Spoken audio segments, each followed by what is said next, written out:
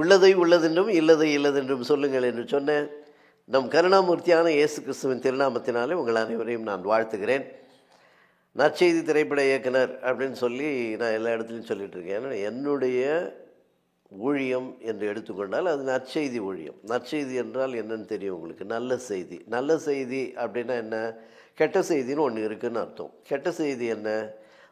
இறந்து போனால் நீ நரகத்துக்கு போயிடுவேன்றது கெட்ட செய்தி. அப்போ அந்த நரகத்துக்கு போகாமல் இருக்கிறதுக்கு என்ன வழின்னு சொல்கிறோமோ அதுதான் நல்ல செய்தி. இந்த நல்ல செய்தியை சொல்லுவதற்கு பெயர் நற்செய்தி. அதை சுவிசேஷம் என்றும் சொல்லுவார்கள். சுவிசேஷம்னு ஏன் சொல்கிறோம்? சுவிசேஷம் என்பது ஒரு சமஸ்கிருத எழுத்து, சமஸ்கிருத வார்த்தை. சு அப்படின்னா நல்லன்னு அர்த்தம். கந்தம் என்றால் மனம், வாசனை.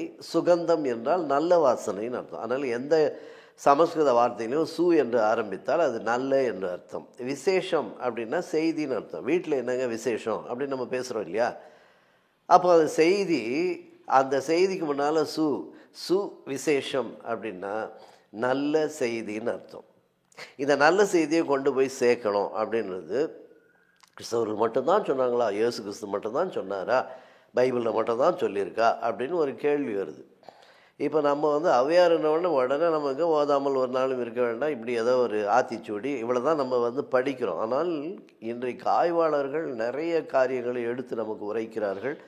அதில் ஆய்வு செய்து கிறிஸ்தவ ஆய்வாளர்கள்லாம் நிறைய விஷயங்களை சொல்கிறாங்க.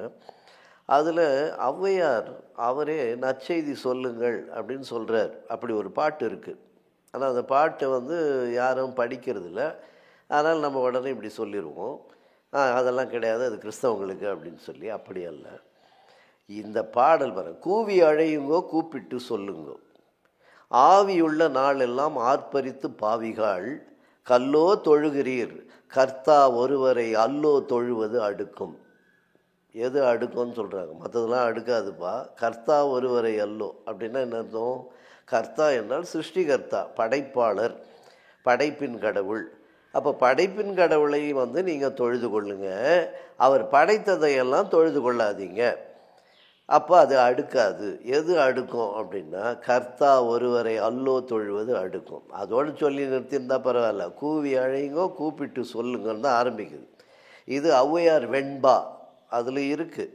அதை போய் படிக்கணும். ஔவையார் வெண்பா என்பதை படித்தால் அதில் இந்த செய்யுள் உள்ளது. அதில் அவர் பாடிய பாடல் இவ்விதமாக இருக்கிறது. கூவி அழையுங்கோ கூப்பிட்டு சொல்லுங்கோ, ஆவியுள்ள நாளெல்லாம், உடம்புல உயிர் இருக்கிற வரைக்கும் ஆர்ப்பரித்து பாவிகாள். ஆர்ப்பரித்து தான் இன்றைக்கி எந்த கொண்டாட்டமாக இருந்தாலும் திருவிழா வந்தாலும் மேலே தாளத்தோடு ஒரே ஆர்ப்பரித்து கொண்டாடுங்களே.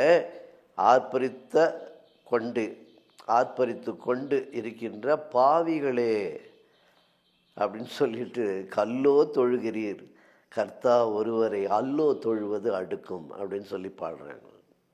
Thank you so much. God bless you all.